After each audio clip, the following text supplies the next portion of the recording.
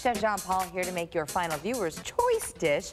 What are we making over there, buddy? Hey, this is it. This is your final choice. And today we're making a 3-cheese tortellini with a rich meat sauce. And we're going to take kind of a different twist on it. So it's a really cool thing that we're trying to do. Come on over. Let me show you what we got.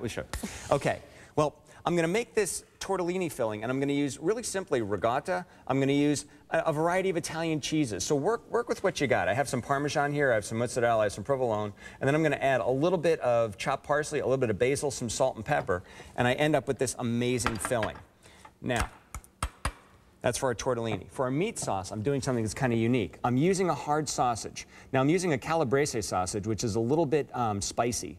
But you could use pepperoni, you could use prosciutto. And the idea is I'm not going to use a whole lot of meat. So I'm going to flavor it with the meat, but there's really not a lot in there. So come on over and look at what I've done. Now, over here in the saute pan, I've crisped up that prosciutto, or the calabrese sausage, and just kind of sweated it out, got some flavor.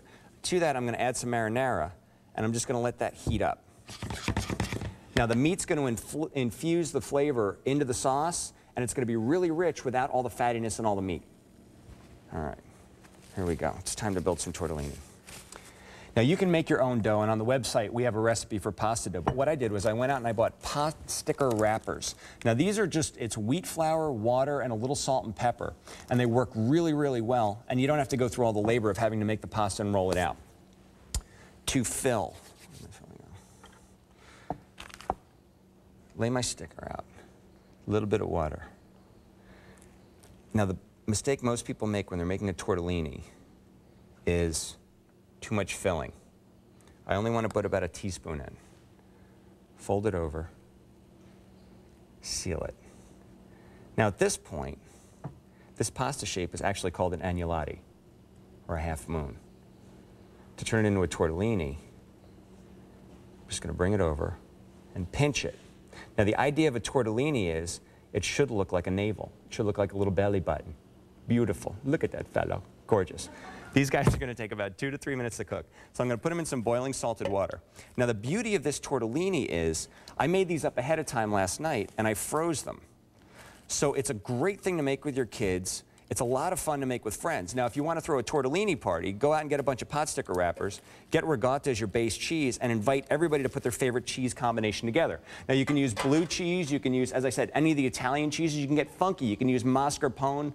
Anything that you have laying around will work. Okay, back to our sauce over here. Problem with tomato sauces is they tend to be a little acidic, all right? If you've ever eaten a tomato sauce and you get like the burpees afterwards, you know what I'm talking about, right? The tomato sauce starts repeating on you. To take that edge off, I'm just going to add a little bit of cream. And when I say a little bit, I mean like a teaspoon. Just enough to color it pink. And bring this up to heat.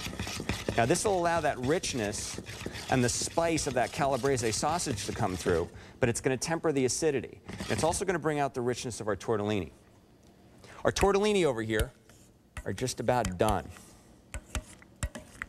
Beautiful. Okay, see how they're starting to float to the surface? That's telling me that they're there.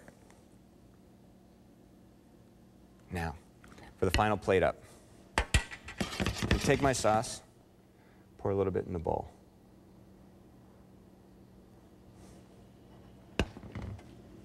Take my gorgeous tortellini and just put them on top. Now, you put that much work into tortellini, you don't want to hide them. So I want these guys just nestled right on top. Perfect. All right, lots of flavor, lots of texture. Then bring them on over here. A little bit of parsley. Just stick that in on top. And that's it. It absolutely couldn't be any simpler. Once again, creamy tomato sauce. Take a great marinara, either homemade or go out and buy a decent bottle brand. A little bit of cream. The meat of your choice. It could be prosciutto. It could be calabrese sausage. It could be anything just to give it some flavor. Use the pot sticker wrappers if you don't want to make the pasta at home. Your filling, ricotta, and then go crazy. And then a little bit of herb at the end. Unbelievable. Kaylee? Well, hey, listen, that's better than the ragu I did on my pasta last night. Good job there, Mr. Jon-Paul. And guess what?